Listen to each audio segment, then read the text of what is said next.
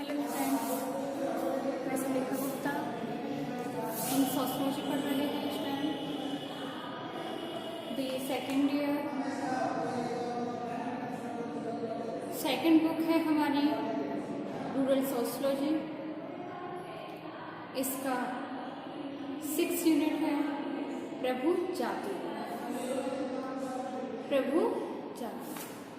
तो स्टूडेंट्स, प्रभु जाति होती क्या है? हमने अब तक समाज के बारे में जाना, अब देख रहे हैं हम जाति। प्रभु जाति का अर्थ, यानी कि प्रभु जाति किसे कहते हैं, होती क्या है?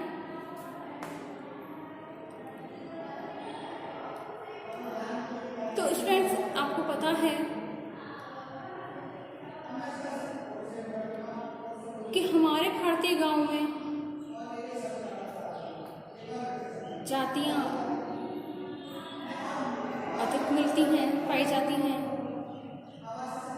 और विभिन्न जातियां जो होती हैं वो जजमानी प्रथा के द्वारा आर्थिक रूप से एक दूसरे पर निर्भर रहती हैं। निम्न जातियां एवं उच्च जातियां पाई जाती हैं। उच्च जातियां जो होती हैं निम्न जातियों पर अपना अधिकार जमाए रखती हैं, उन पर हक जमाती हैं, उनका शोषण करती हैं। उच्च जातियां भूस्वामी होते हैं, अपनी खेतों में काम करवाते हैं निम्न जातियों से, उनको आर्थिक रूप से शोषण करते हैं।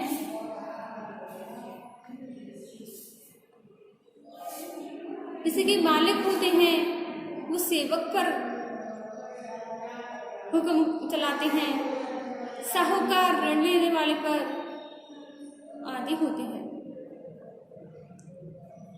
प्रभु जाति वह होती है जब एक गांव या कोई स्थानीय क्षेत्र में कोई संख्या के आधार पर शक्तिशाली हो जाते हैं। वे प्रभावशाली होते हैं, आर्थिक रूप से, राजनीतिक रूप से, सामाजिक रूप से अपने ऊपर शक्ति रखते हो। आर्थिक शक्ति हो उनके पास, राजनीतिक शक्ति हो उनके पास, वही प्रभु जाति कहलाते हैं। प्रभु जाति का अर्थ होता है उन पर प्रभुत्व जमाना। जैसे कि हमारी भूमि है, उस पर हमारा हक है, और जिनके पास भूमि नहीं है उन पर जबरदस्ती अपनी भूमि का काम करवाना, उन पर प्रभुत्व जमाना, यही होती है प्रभु जाति।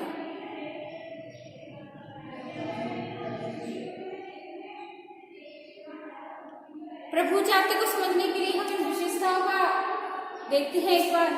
जैसे कि संख्यात्मक शक्ति, जिस गांव में जिसके पास आर्थिक शक्ति हो, राजनीतिक शक्ति हो, जिनकी संख्या अधिक हो, जिनके पास संख्यात्मक शक्ति होती है, वो प्रभुत्व जाति बन जाती है और वो सब पर अपना प्रभुत्व जमाते हैं, उन पर अत्याचार करते हैं। और जो निम्न जाति होती हैं, कम संख्या में अल्पसंख्यक होते हैं, वो प्रभुत्व जाति के आगे झुक जाते हैं। दूसरा है राजनीतिक व आर्थिक प्रभुत्व। जो आर्थिक रूप से और राजनीतिक रूप से शक्ति रखते हो, जो आर्थिक रूप से प्रबल हो, राजनीतिक रूप से प्रबल हो, वो प्रभुत्व जाति होती हैं।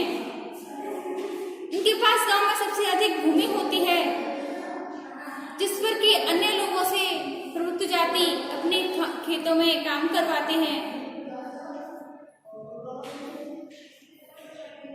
जब प्रभुत्व जाति आर्थिक रूप से प्रबल होती है तो वो निम्न जातियों को, जो आर्थिक रूप से कमजोर होते हैं, उनको ऋण भी देती है, कर्ज देती है। जब कर्ज तले दब जाते हैं तो अल्पसंख्यक लोग उनके आगे झुकते हैं,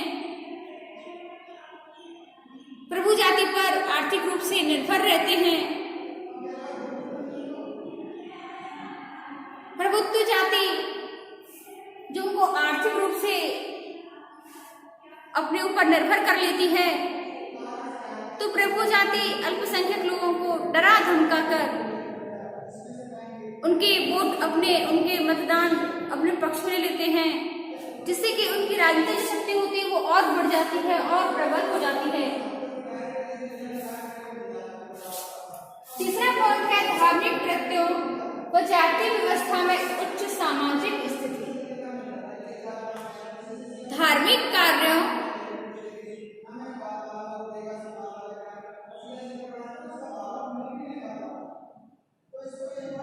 व जातीय व्यवस्था में उच्च सामाजिक स्थिति। प्रभु जाति अपना ऊंचा स्थान रखती है। जातियों में कोई पवित्रता या अपवित्रता नहीं मानी जाती है।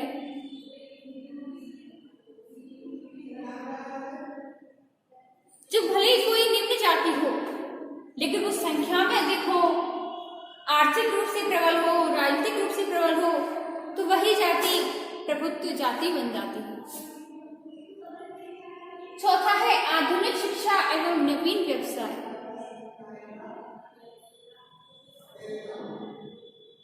जो प्रभु जाति होती है अन्य जातियों की अपेक्षा शिक्षित होती है, क्योंकि वो आर्थिक रूप से और राजनीतिक रूप से प्रबल होते हैं, जिसके कारण वो शिक्षा ग्रहण कर सकते हैं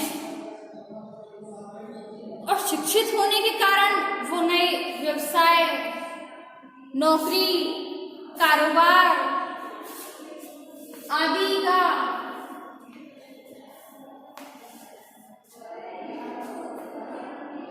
कार्य करते हैं।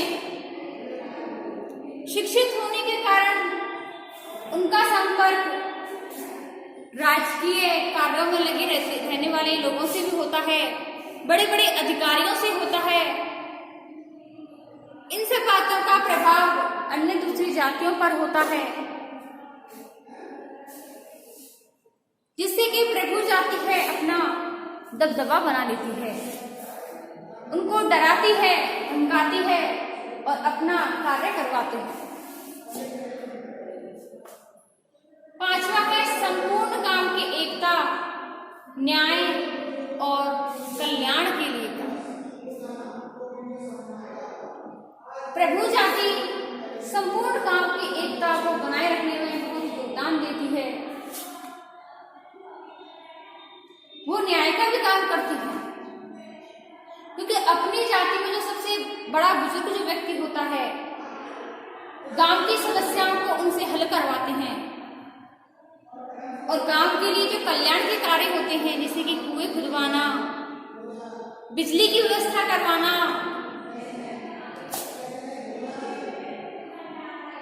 आदि जो कार्य होते हैं, वह प्रभु जाति